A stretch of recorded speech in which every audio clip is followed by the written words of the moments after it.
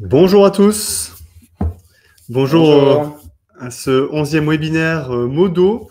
Bienvenue à tous sur ce webinaire qui va traiter du sujet Google AdGrants aujourd'hui. On attend encore quelques instants que tout le monde se connecte et on va pouvoir démarrer ce sujet-là, sujet qui est spécifiquement dédié aux associations sur ce webinaire, donc avec un sujet Google AdGrants qui est donc Google Ads, qui est un programme Google Ads dédié au secteur associatif. Alors, nous allons pouvoir commencer rapidement une petite présentation de l'agence Modo avant de rentrer dans le vif du sujet. Donc, Modo est une agence digitale basée sur Nantes. Nous accompagnons tout type de structures, dont les associations. Encore une fois, ce sera notre sujet du jour, sur des accompagnements autour de la création de sites web, autour de l'accompagnement web marketing avec des gestions de campagne publicitaires sur Google, évidemment, notamment, sur les médias sociaux également, et également du référencement naturel. Donc les associations, effectivement, sont des structures que nous accompagnons depuis quelques années maintenant, et notamment sur le sujet Google AdGrants. Donc voilà, c'est l'idée qu'on puisse détailler ce point-là ensemble, regarder, on le verra après, comment se passe ce programme Google AdGrants et comment se passe aussi la création et la gestion de campagne directement sur Google Ads. Rapidement aussi, petit point sur, voilà, sur l'équipe, je passe là-dessus, et sur également nos prestations dont je viens vous parler, mais ce n'est pas le plus important aujourd'hui, je passe là-dessus.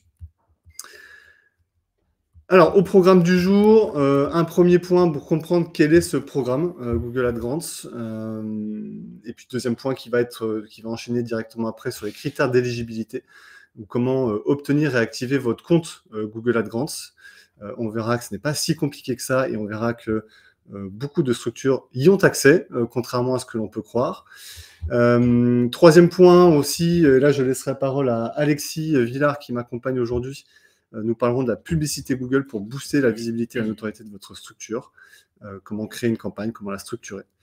Et enfin, nous parlerons en point bonus du programme LinkedIn AdGrants, qui est un petit peu plus complexe et particulier par rapport au programme de Google, mais on en parlera quand même un petit peu à la fin. Alors, Google AdGrants, pour qui, pourquoi, comment, on vous détaille tout et on rentre dans le vif du sujet. Donc, le programme AdGrants, c'est un programme qui est dédié exclusivement aux associations de loi 1901, avec derrière, à la clé, un programme qui vous permet d'obtenir jusqu'à 10 000 $ de crédit par mois. On est bien sur 10 000 $ de crédit par mois, publicitaire sur Google, et non par an. Ce qui nous fait potentiellement une dépense de 329 $ par jour. Alors effectivement, sur Google AdGrants, on parle en dollars. C'est la monnaie qui est utilisée pour les dépenses, c'est pas l'euro. Troisième point, c'est aussi un programme qui vous permet de diffuser des annonces publicitaires, mais uniquement sur ce que l'on appelle le réseau de recherche de Google. Donc ce sont des annonces textuelles. Il n'y aura pas de publicité YouTube, pas de publicité sur le réseau display de Google, c'est-à-dire les visuels, ces bannières publicitaires que l'on voit affichées sur d'autres sites web. Voilà, donc pas de pub sur tous ces autres systèmes publicitaires que propose Google. On est vraiment sur de la recherche, on est sur des personnes qui vont avoir des intentions de recherche.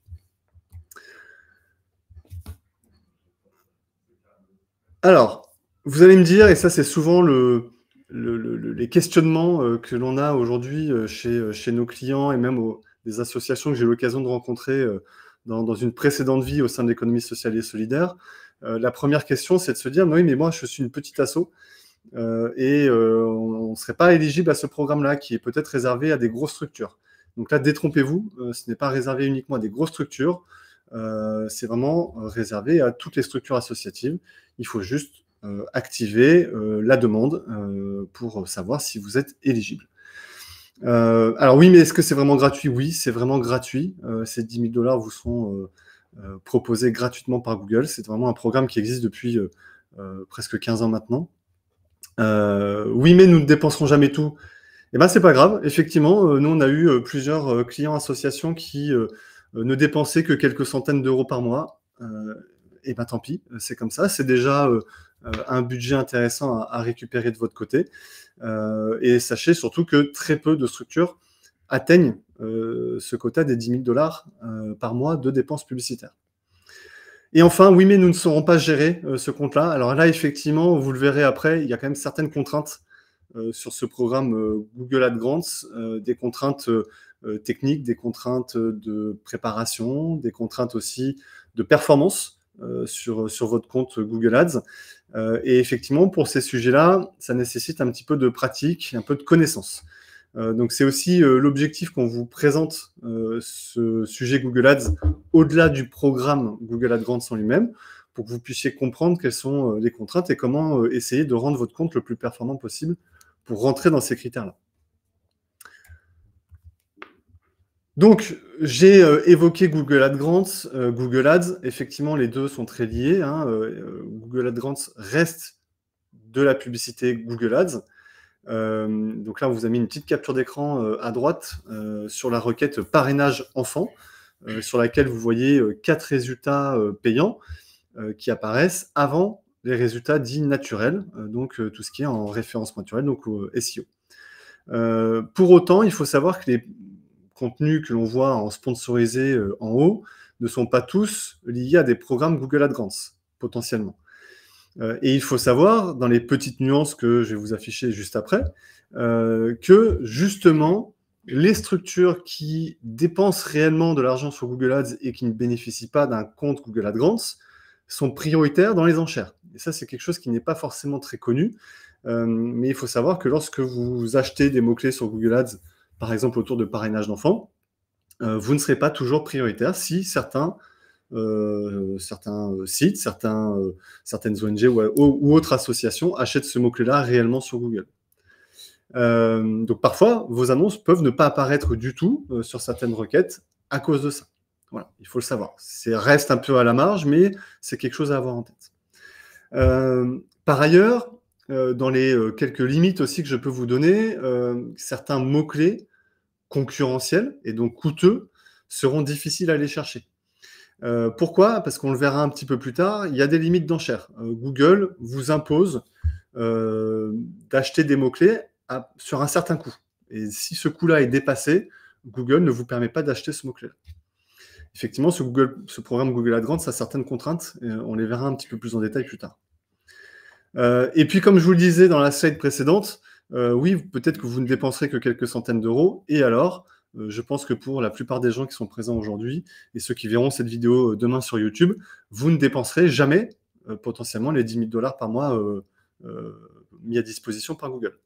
Mais j'ai envie de dire qu'on s'en fiche un petit peu, c'est pas ça l'essentiel. L'essentiel, c'est de faire la promotion de votre structure. Et c'est pour ça qu'on est là aujourd'hui ensemble.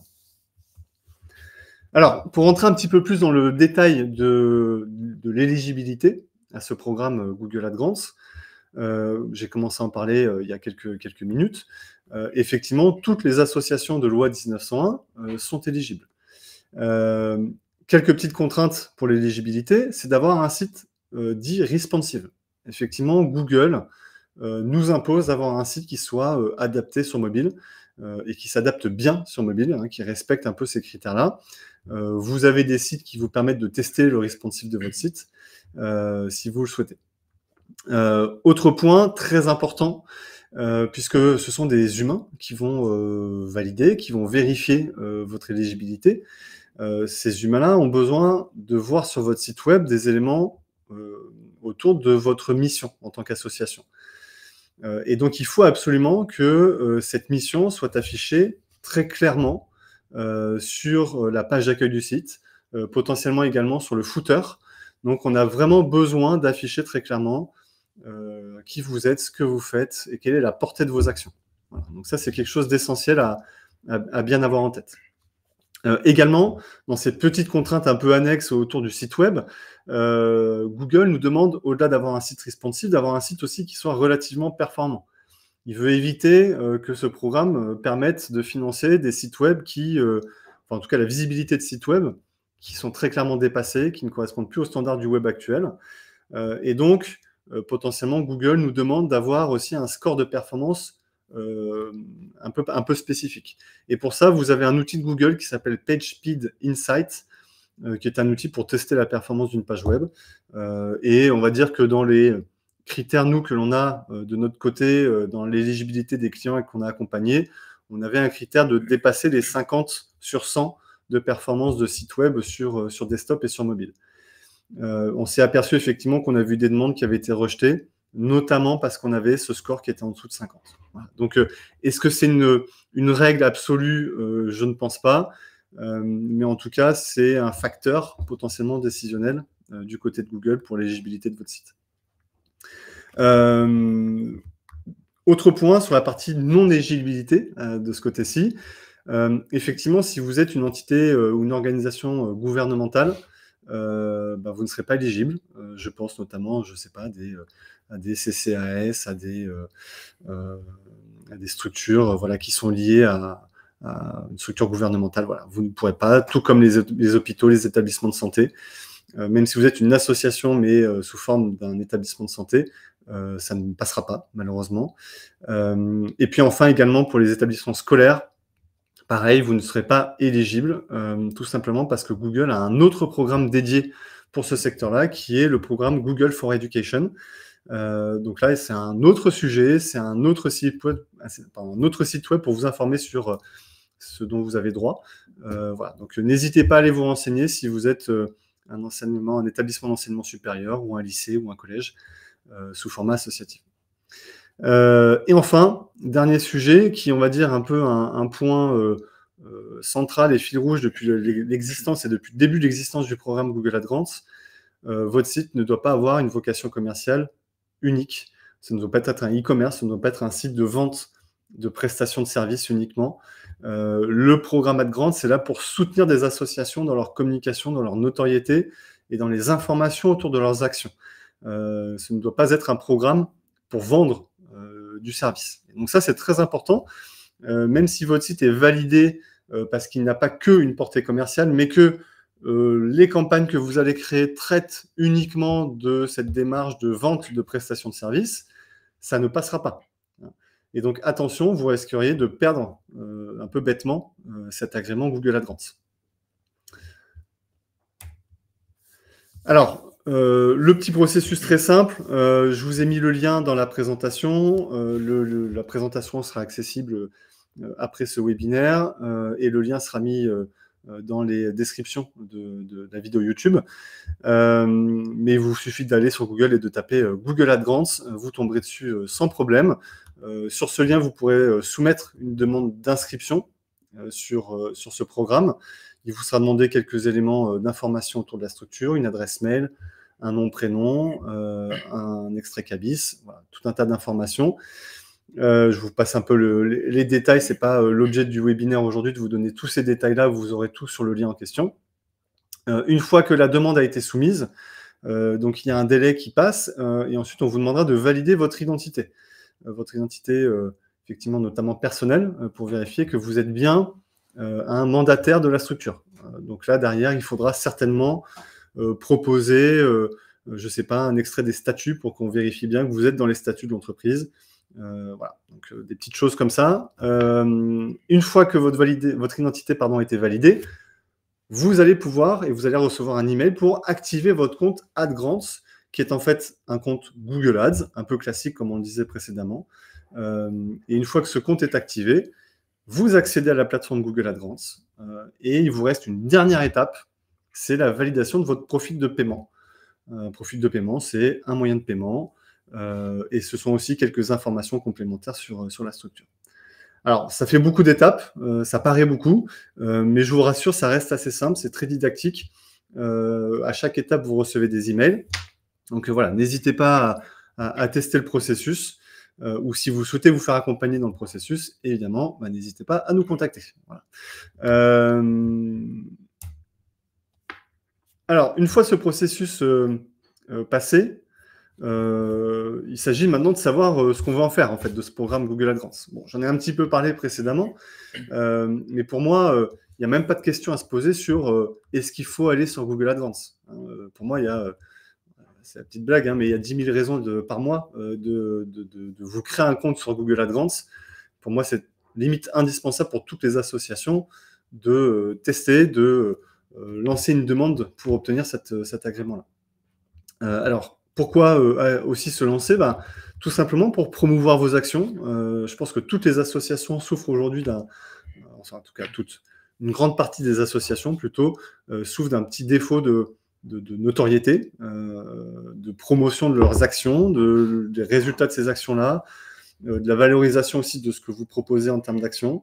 Ça peut être aussi pour de la récolte de dons, même si c'est un sujet qui est un petit peu plus touchy sur Google AdGrants, cette récolte de dons, parce qu'on est souvent sur des mots-clés qui coûtent relativement cher. Et comme je vous le disais précédemment, dès que certains mots-clés coûtent un peu trop cher, Google vous bloque dans l'achat de ces mots-là. Et puis enfin, évidemment, d'informer le grand public, que ce soit au niveau national si votre structure a une portée nationale, ou que ce soit vraiment au niveau micro-local. Surtout, voilà, n'hésitez pas à vous lancer sur le programme et à cliquer sur le lien dans la présentation.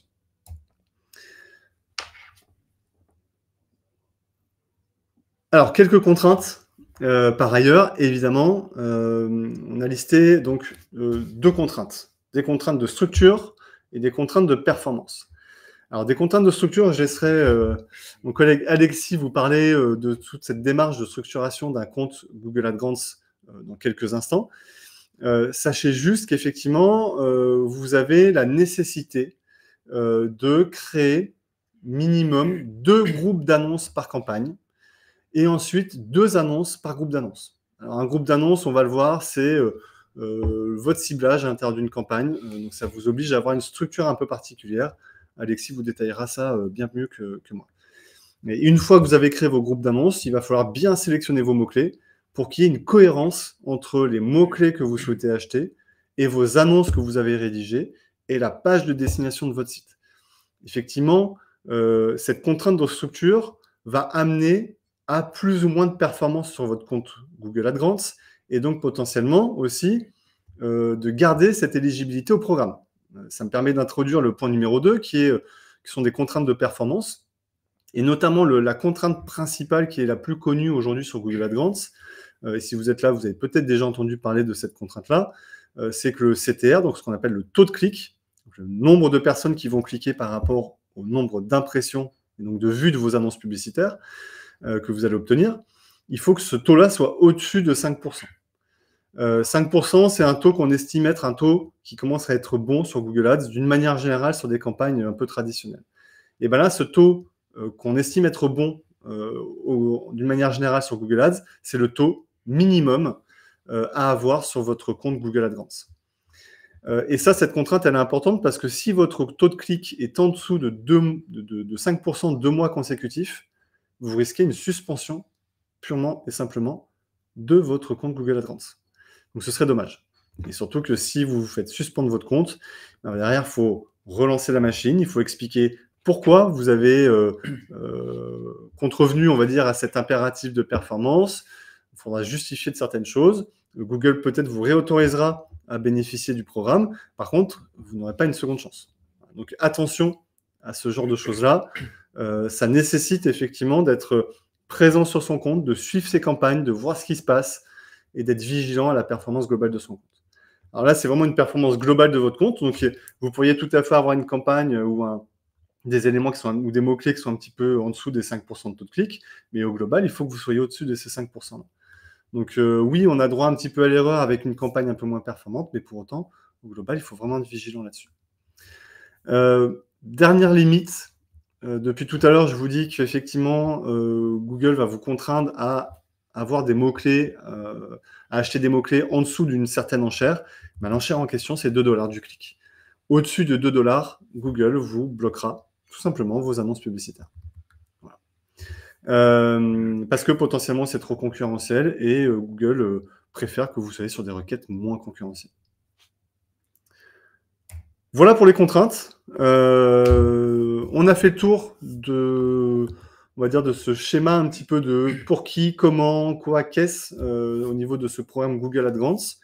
Je vais laisser Alexis maintenant enchaîner sur comment créer vos campagnes, comment bien les structurer pour que ça fonctionne bien. Et puis on reviendra à la fin pour faire une petite conclusion et surtout aussi parler de LinkedIn. Oui, et c'est justement pour pallier à ces contraintes que c'est important d'avoir une bonne compréhension du compte Google Ads et de la configuration. Forcément, là, pendant notre webinaire, on ne va pas pouvoir aller dans le détail, mais le but, c'est de vous donner quand même les clés pour comprendre, voilà, dans la globalité, un petit peu ce qui est attendu de vous lors de la gestion de campagne Google. Donc, Google Ads, déjà, c'est un écosystème. Pardon. C'est un écosystème qui est très complet.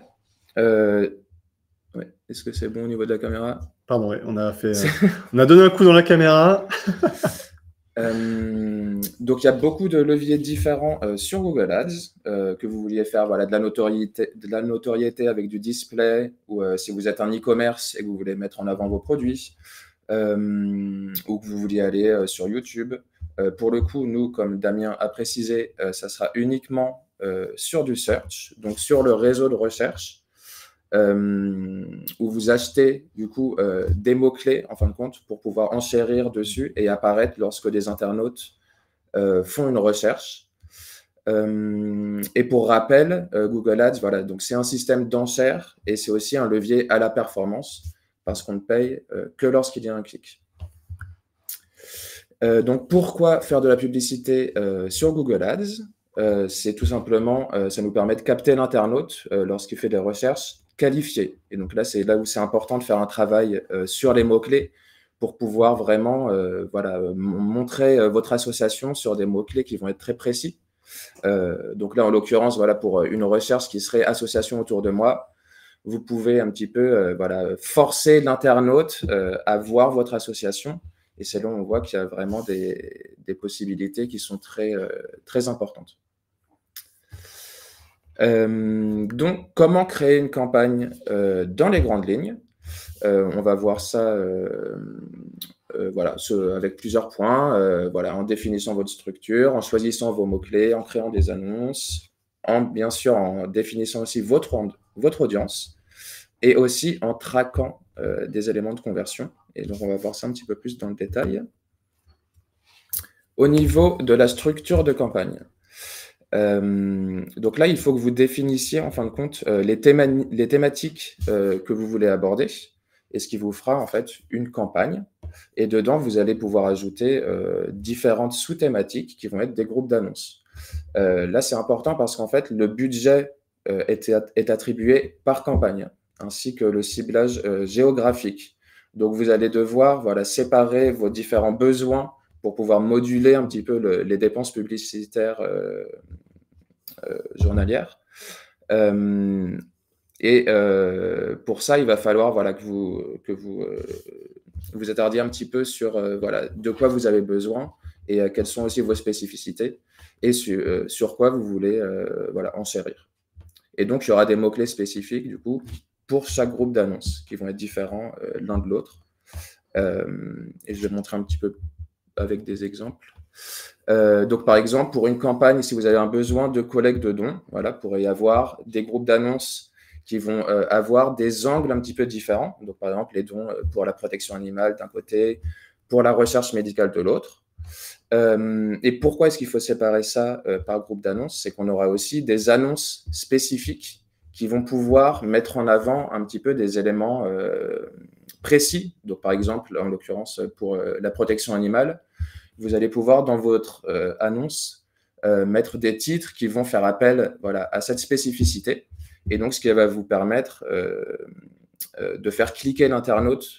Et donc, comme Damien l'avait précisé, vu qu'il nous faut un taux de clic supérieur à 5%, c'est important aussi d'avoir une certaine granularité et de pouvoir voilà, être précis dans nos différents sujets et dans les annonces qu'on va mettre en avant.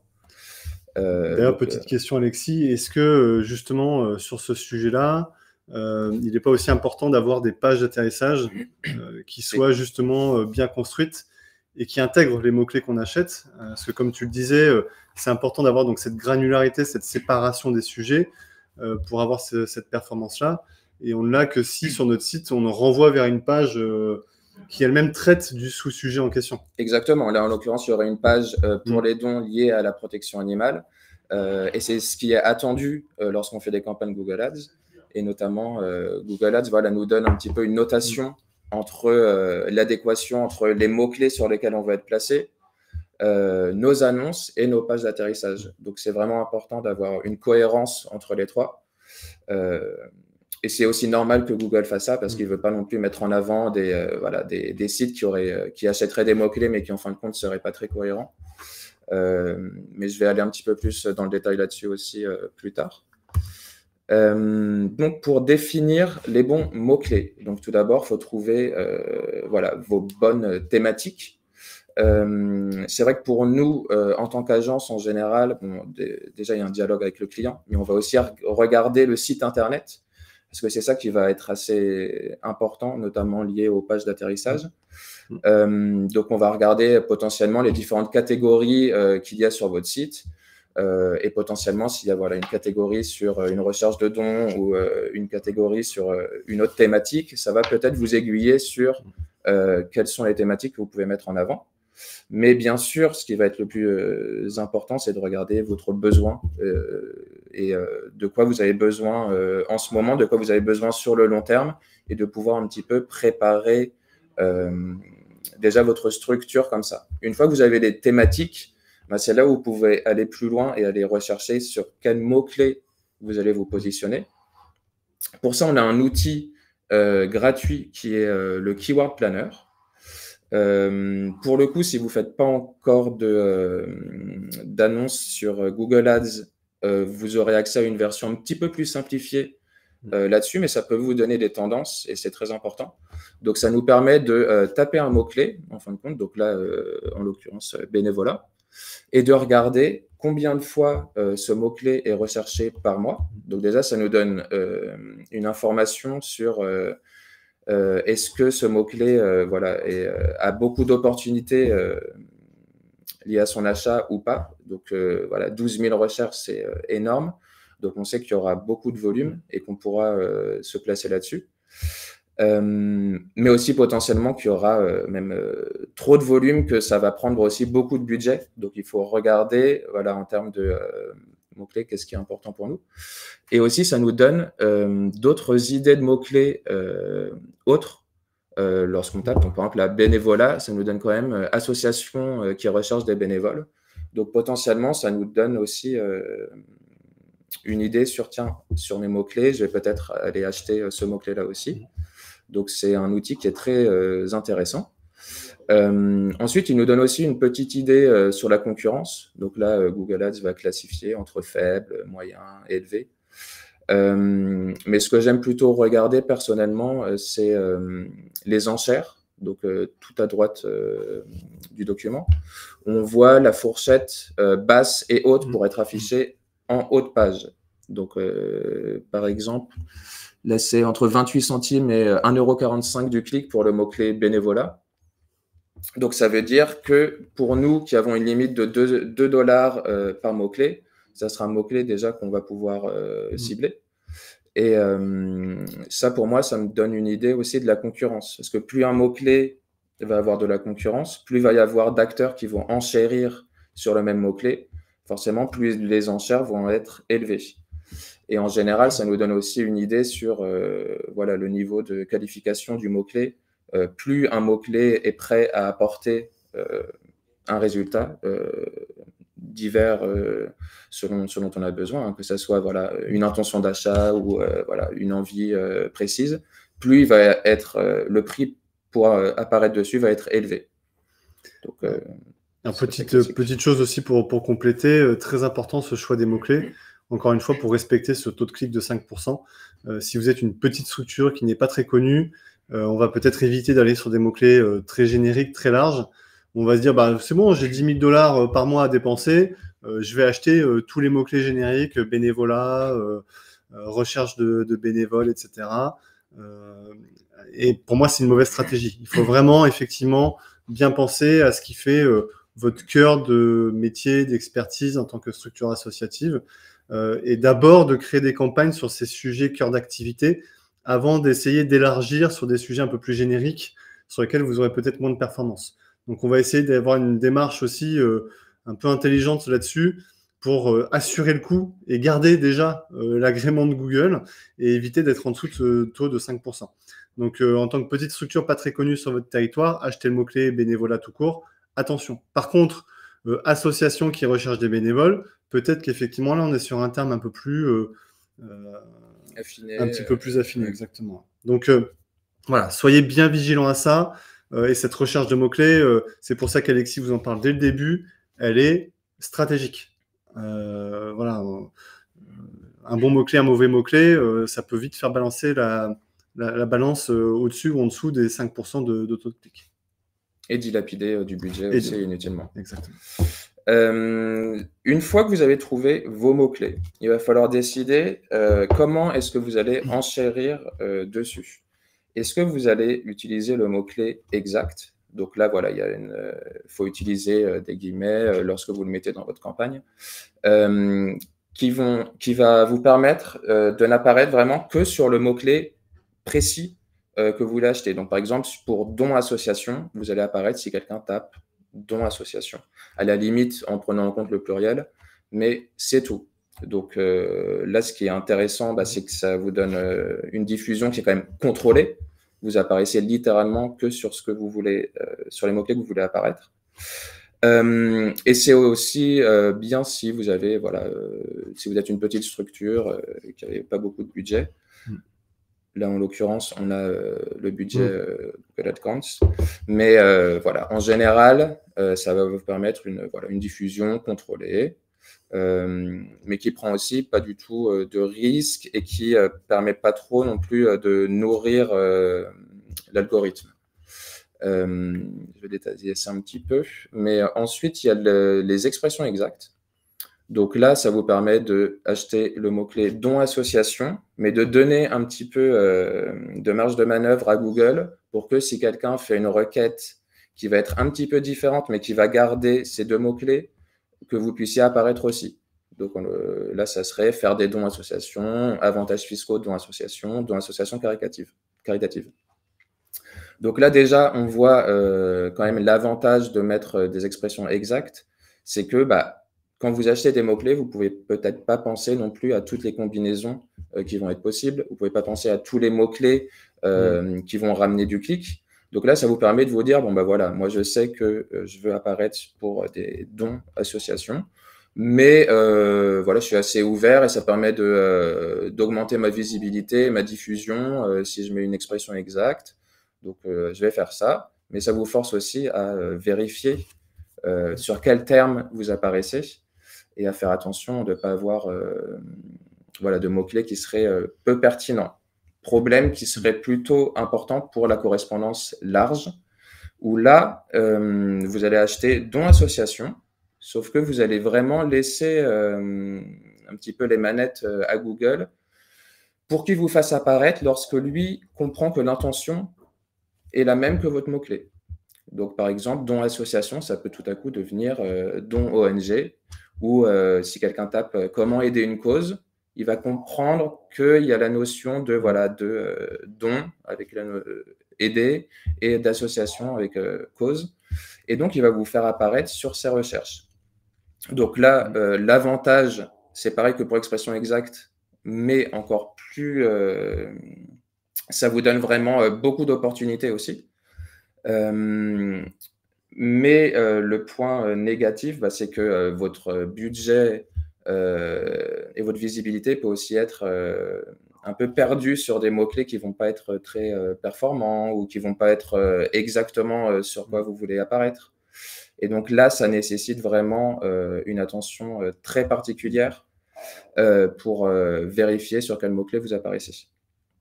Mais aussi, un autre avantage aussi de cette correspondance large, c'est que de plus en plus sur Google Ads, il y a vraiment une volonté d'automatisation et de laisser l'algorithme un petit peu faire tous les ajustements de visibilité ou faire apparaître votre annonce. Et donc, plus vous donnez de possibilités à Google, plus il va pouvoir optimiser aussi votre campagne et vous permettre d'avoir un coût par clic qui va potentiellement être moins élevé et aussi d'atteindre vos objectifs. Donc, c'est vrai que si vous lui donnez des mots-clés exacts, vous lui donnez 10 mots-clés, il va avoir moins de mou que si vous lui donnez des mots-clés en correspondance large, où il va pouvoir vraiment avoir les clics, peut-être à un coût moins élevé, parce qu'il va comprendre qu'il y a des mots-clés qui vont avoir moins de concurrence et qui vont avoir pourtant la même intention.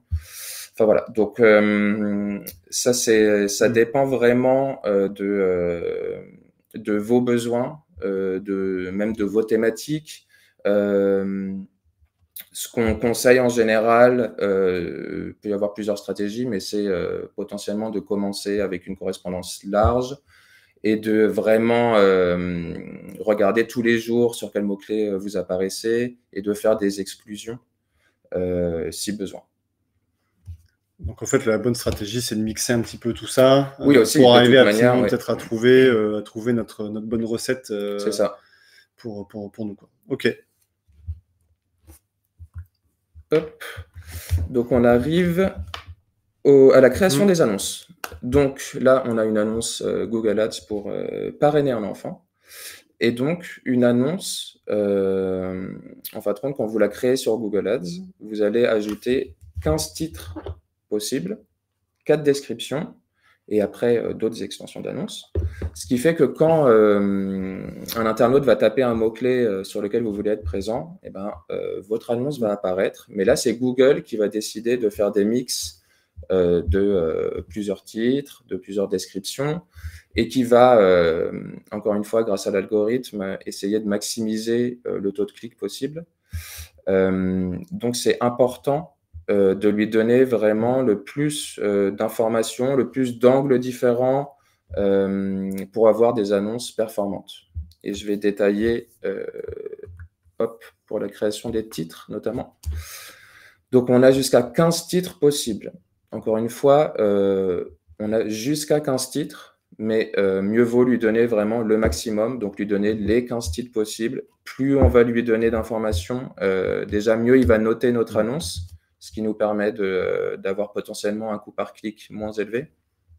Et aussi, plus il va avoir accès à des données pour pouvoir optimiser notre diffusion. Donc là, on est à 30 caractères maximum par titre. Et le but, ça va être forcément de capter l'intention, de mettre en avant une promesse, un avantage comparatif, mais aussi, il va falloir insérer les mots-clés sur lesquels on enchérit. Parce que, encore une fois, il y a la notation de Google.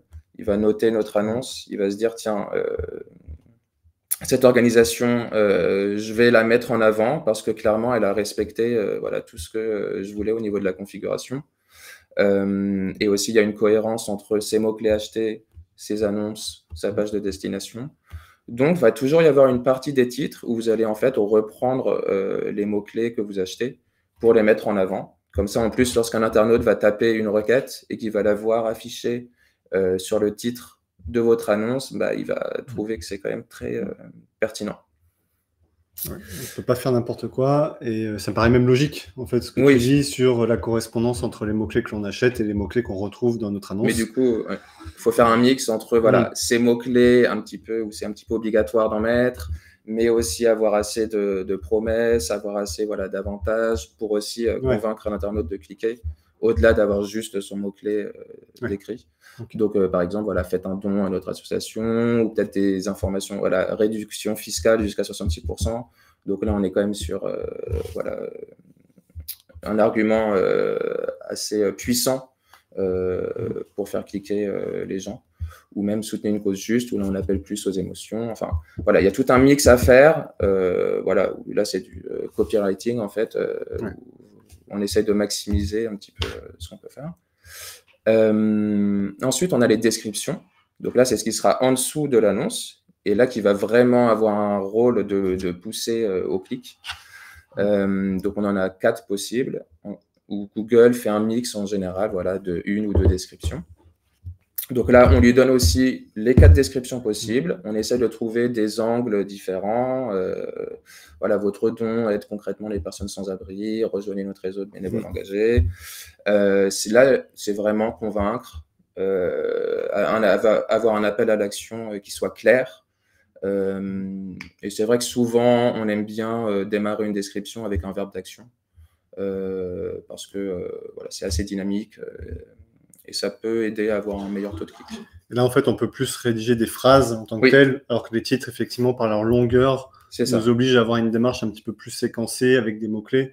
Là, on peut se permettre d'être un peu plus c'est ça, mais il faut quand même être droit au but, parce que 90 caractères, ça s'atteint assez rapidement. Et petite info, c'est pas plus ou moins 90 caractères ou plus ou moins 30 caractères. Hein. Google est très précis. Dès que vous atterrissez à 90, vous ne pouvez plus taper un seul caractère de plus. Voilà, pour info. Donc, on a bien voilà, nos titres, nos descriptions, mais c'est vrai qu'ensuite, on peut ajouter des extensions d'annonces. Et là, encore une fois, je dis, donnez le maximum à Google. Ça peut vous faire prendre même plus de place sur la page de résultats. Il n'y a que des avantages à essayer de remplir au maximum ces extensions d'annonces. Donc, il y en a plusieurs. Vous pouvez mettre des accroches, où là, vous mettez un petit peu des éléments importants à mettre en avant. Vous pouvez mettre, par exemple, un numéro de téléphone qui va s'afficher, où les internautes pourront cliquer directement. Vous pouvez mettre voilà, des lieux, des fiches Google My Business. Enfin, il y a pas mal de choses qui sont possibles. Donc, je vous invite à bien regarder ça dans le détail. Il y a des bonnes documentations aussi. Mais à vraiment essayer de donner, encore une fois, le maximum à Google. Parce qu'après, c'est lui qui va utiliser tout ça et qui va pouvoir optimiser nos annonces. Ensuite, le choix de la page d'atterrissage. Donc ça, c'est très important. Encore une fois, gardez en tête qu'il y a une concordance mots-clés achetés, annonces diffusées, page d'atterrissage. Donc là, faut que ça soit cohérent avec les mots-clés que vous ayez achetés. Google va noter les mots-clés que vous achetez selon leur pertinence. Et si votre mot-clé est mal noté, vous allez payer plus cher pour apparaître. Et parfois, il suffit de rajouter le mot-clé que vous achetez sur votre page d'atterrissage pour faire comprendre à Google que, ah oui, il y a vraiment, c'est cohérent, c'est pertinent de vous afficher sur ces requêtes. Donc voilà, je remonte votre note et vous allez payer un petit peu moins cher du clic potentiellement.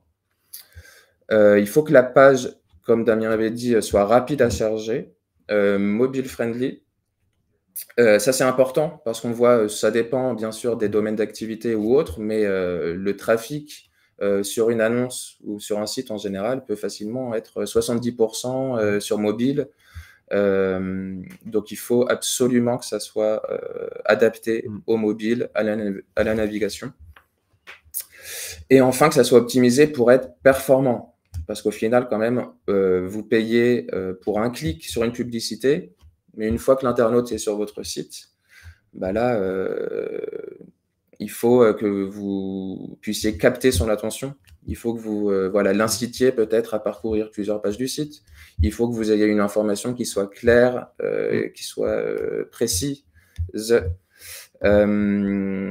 et que il y ait un vrai travail qui a été fait sur votre page d'atterrissage. Donc voilà, on en a parlé au début, là tu en reparles maintenant, mais effectivement, s'inscrire au programme Google AdGrants, ça nécessite effectivement d'avoir un site qui soit aussi adapté, construit pour. Ne serait-ce parce que effectivement dès le début Google va vérifier votre site pour s'assurer qu'il correspond à ces critères, mais aussi demain quand vous ferez vos campagnes, ce sera très important d'avoir des pages adaptées. Donc voilà, pensez bien si vous vous lancez dans ce programme Google AdGrants à vous lancer dans une démarche d'analyse, d'audit de votre site et potentiellement d'optimisation. Et potentiellement même de création de pages d'atterrissage dédiées. Si vous avez un besoin, si vous faites une campagne sur une certaine thématique parce que vous avez un besoin précis sur le moment, mais que sur votre site, vous n'avez pas de page dédiée à cette thématique, bah là, vous allez être presque dans l'obligation de créer une page d'atterrissage parce que sinon, vous allez renvoyer l'internaute potentiellement vers votre page d'accueil. Et ça sera à lui, après, d'aller creuser sur le site pour essayer de trouver l'information pour laquelle il a cliqué. Et l'internaute n'a pas vraiment de temps à perdre. C'est vrai que parfois, s'il ne trouve pas l'information qu'il cherchait au bout de quelques secondes, il va quitter le site, cliquer sur un autre lien. Donc, c'est vrai que là, c'est important quand même de capter et de maximiser le trafic qui va être présent sur le site.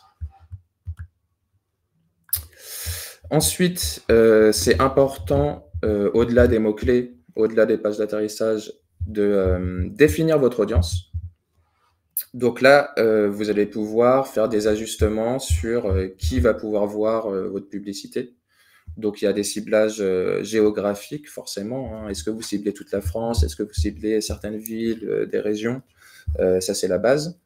Il va y avoir des ciblages démographiques, où là, vous allez pouvoir viser voilà, les jeunes de 18 à 25 ans ou de 35 à 50, hommes ou femmes. Et c'est vrai que c'est à peu près tout pour le côté démographique, hein, parce que on a été de plus en plus limité au fil des années. Il y a un ciblage temporel où là, vous allez pouvoir décider potentiellement de faire de la publicité du lundi au vendredi, de 8h à 18h, parce que vous mettez peut-être en avant un numéro de téléphone, vous avez envie voilà, qu'il y ait toujours un standard de disponible, ou pour quelconque raison, vous allez pouvoir décider quand même de la diffusion voilà, dans la semaine, dans la journée et selon les heures. Ensuite, vous allez pouvoir cibler bien sûr la langue de vos internautes. Et vous allez pouvoir potentiellement aussi donner des informations sur vos listes de clients à Google, où là, vous allez pouvoir nourrir un petit peu son algorithme pour qu'il comprenne quel est le client type.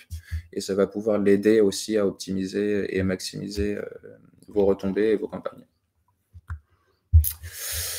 Enfin, un point très important pour Google Ads, auquel on ne pense pas forcément, c'est qu'une fois que vous avez vos mots-clés, vos annonces, vos pages, tout est bon. C'est vrai qu'il y a un besoin quand même de faire un plan de tagage et de suivre des conversions.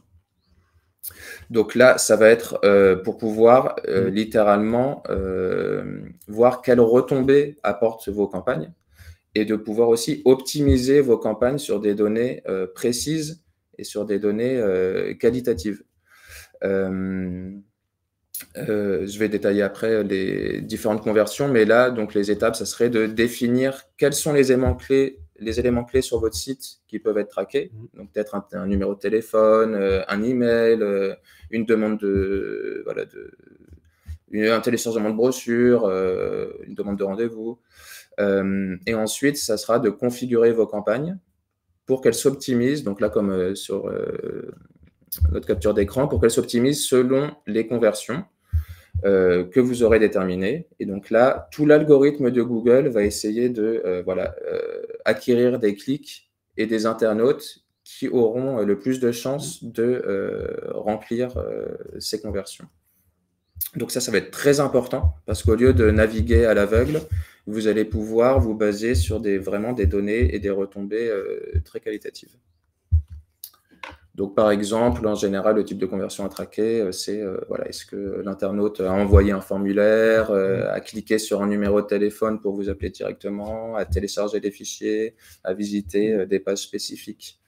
Et donc ça sera à faire, bien sûr, en amont et à mettre en place avant le début des campagnes pour que dès le début, ça soit clair pour Google qu'on optimise nos campagnes pour des conversions précises. Donc là, un petit exemple pour Plan International, qui a une ONG. Ce qui est intéressant, c'est de voir que là, c'est des annonces qui sont en ligne en ce moment même. C'est de voir différents angles et de voir comment de bien structurer ces thématiques, de bien sélectionner ces mots-clés, de donner plusieurs titres et descriptions vous permet de maximiser les clics. Donc là, on voit que ça soit le côté parrainage enfants vulnérables ou parrainage enfants aide humanitaire en Inde, on a déjà des angles un petit peu différents. Et même au niveau des descriptions, là on voit, on commence par un verbe d'action, agissez, et on donne aussi des informations très précises. Voilà, là on a 33 000 parrains sur la première capture d'écran, ou sur la dernière, on a 12 millions de filles sont mariées chaque année. On essaie de donner vraiment le plus d'informations et de faire cliquer au maximum.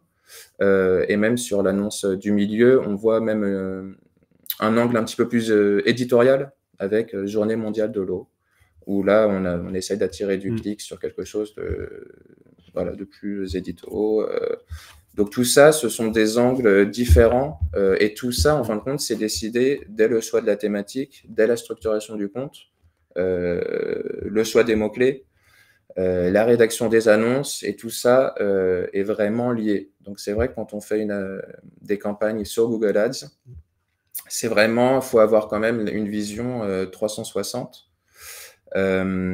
Après, c'est possible de faire des campagnes dites intelligentes, où là, on se charge pas trop de tous ces détails, où on laisse Google gérer un peu tout ça. Mais forcément, ça sera toujours moins qualitatif que de le faire soit vous-même, soit aidé par quelqu'un qui s'y connaît. Parce que justement, on peut mettre en place toutes ces spécificités et d'essayer de maximiser au maximum vos retombées. Alors, si vous voulez, pour information, ces captures d'écran, nous, elles sont issues d'une plateforme que Google met à disposition gratuitement, qui s'appelle la bibliothèque publicitaire de Google Ads, et qui vous permet d'aller voir ce que font, j'allais dire, vos concurrents, entre guillemets, ou en tout cas, ça vous permet d'aller voir ce que feraient d'autres associations équivalentes à vous sur votre territoire ou en dehors de votre territoire.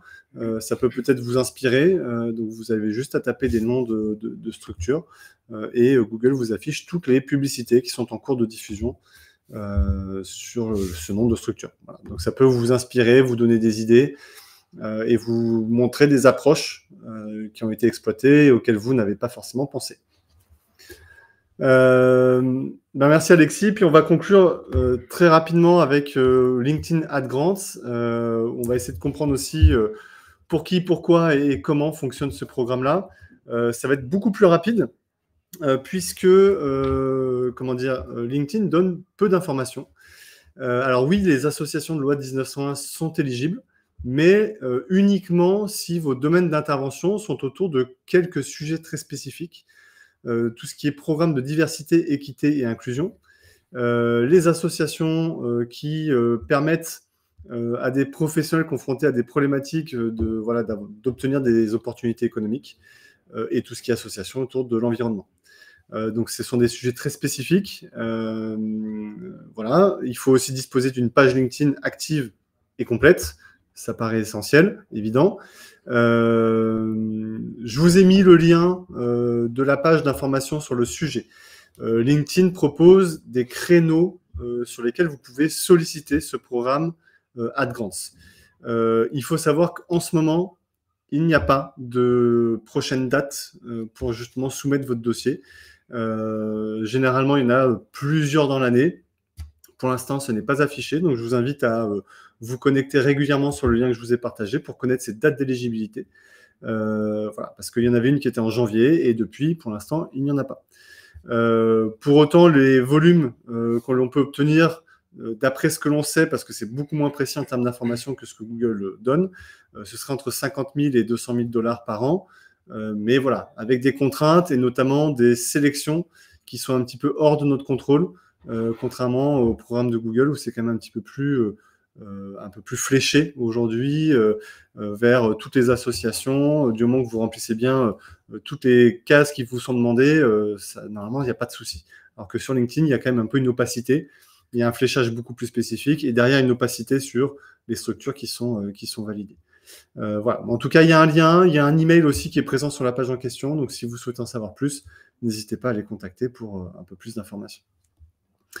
Donc voilà, je vous ai mis quelques petits éléments complémentaires sur le programme et notamment sur les types d'annonces publicitaires sur lesquelles vous pouvez diffuser sur le programme LinkedIn. Alors, pour l'instant, ça ne vous avancera pas grand-chose si vous ne pouvez pas solliciter le programme, mais voilà, en tout cas, vous avez l'info ici.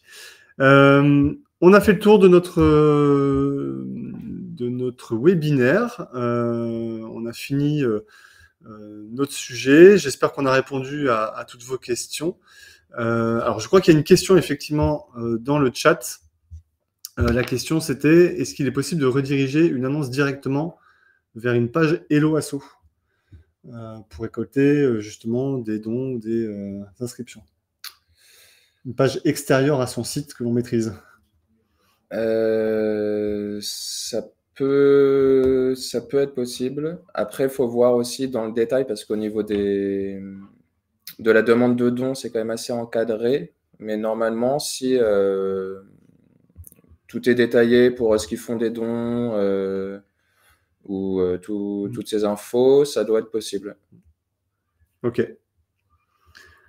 On attend encore quelques instants, voir s'il y a d'autres questions. Sinon, merci pour votre écoute. Le webinaire sera disponible très prochainement sur YouTube, sur notre page LinkedIn également. Et surtout, n'hésitez pas à nous contacter si vous voulez un petit coup de main justement sur la demande d'agrément Google AdGrants. Voilà, on a déjà accompagné pas mal d'associations sur le sujet. Donc, on connaît la procédure et surtout, on peut aussi vous accompagner sur le déploiement des campagnes en elles-mêmes. Voilà. Merci à tous. Merci Très à bonne tous. journée.